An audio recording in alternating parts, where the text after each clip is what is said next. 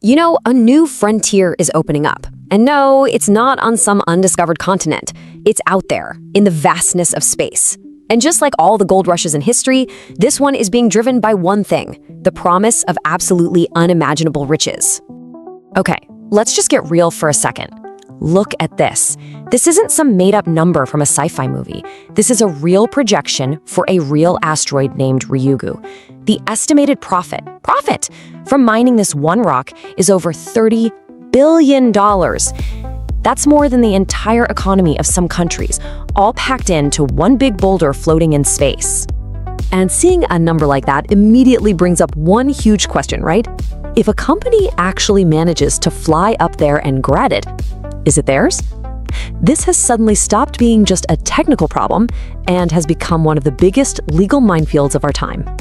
And no, I'm not being dramatic here. This is quite literally a $1 trillion question.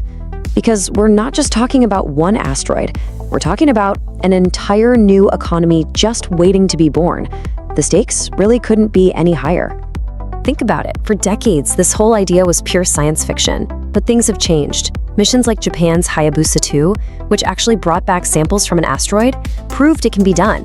The technology has finally caught up with the ambition, and that's turned this whole thing into a very real, very urgent debate. So what rules are there to govern this new frontier? Well, to be honest, it's a little bit like the Wild West up there right now.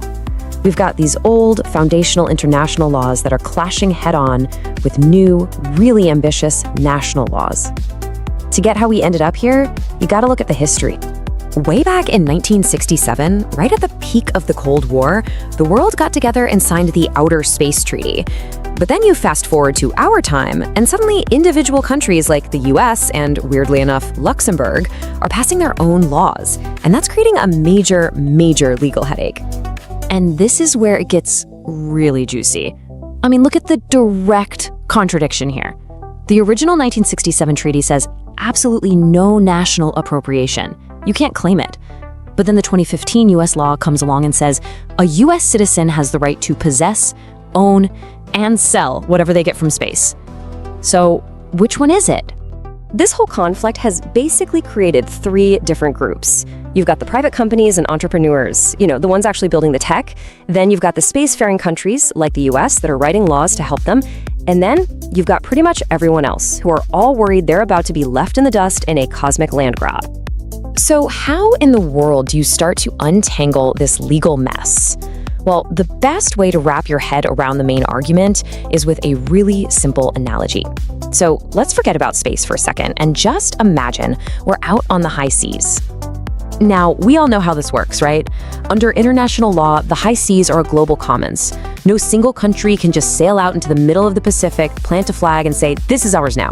It belongs to everyone, which means it belongs to no one. And here's the absolute key to the whole thing. You can't own the ocean itself, the territory, but you can 100% own the resources you pull out of it. So if you go out and catch a bunch of fish, those fish are yours. They're your property.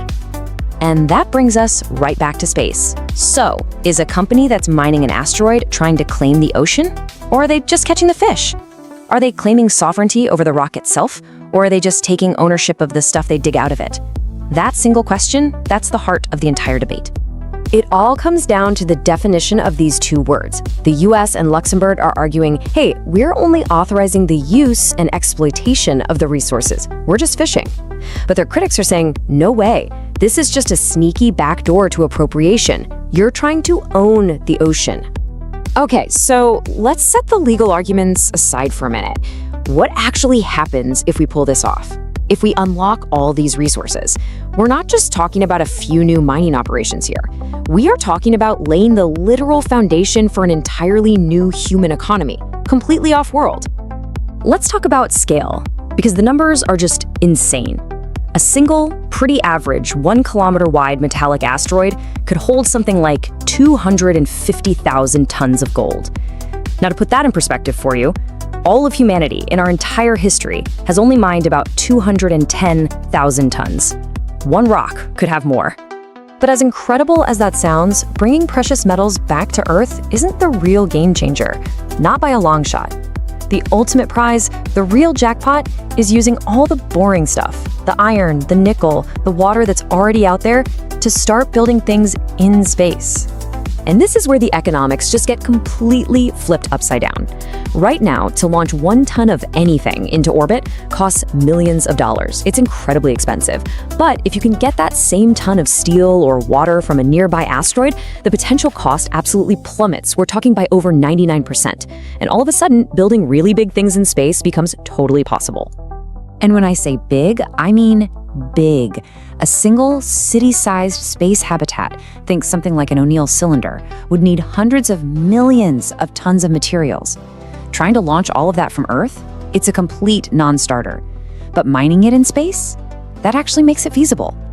So you add it all up. You've got space habitats, giant solar power satellites, fuel depots for rockets, and you're suddenly looking at a new in-space industrial market that could be worth hundreds of trillions of dollars.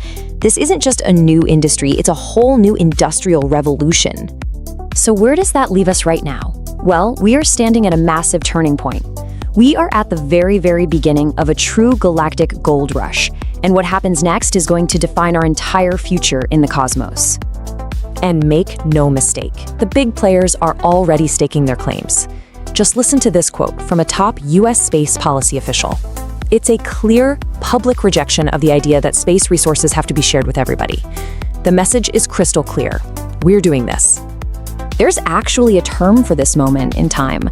Legal scholars call it the stage of pioneers, and it's pretty much what it sounds like. It's an era where the actions of a few bold countries and a few bold companies are setting the precedents for everyone else. They are not waiting around for some perfect global agreement. They are creating the facts that will become the law of tomorrow. So that leaves us with one final monumental question. Will the rules for this new frontier be written through collaboration, making sure the benefits are shared? Or are they going to be forged in the fires of competition, a flat-out race where the winner takes all? The answer to that is going to shape humanity's future, not just down here on Earth, but out there among the stars. Thanks for watching. Don't forget to like, subscribe, and share. It really helps the channel grow. See you in the next video.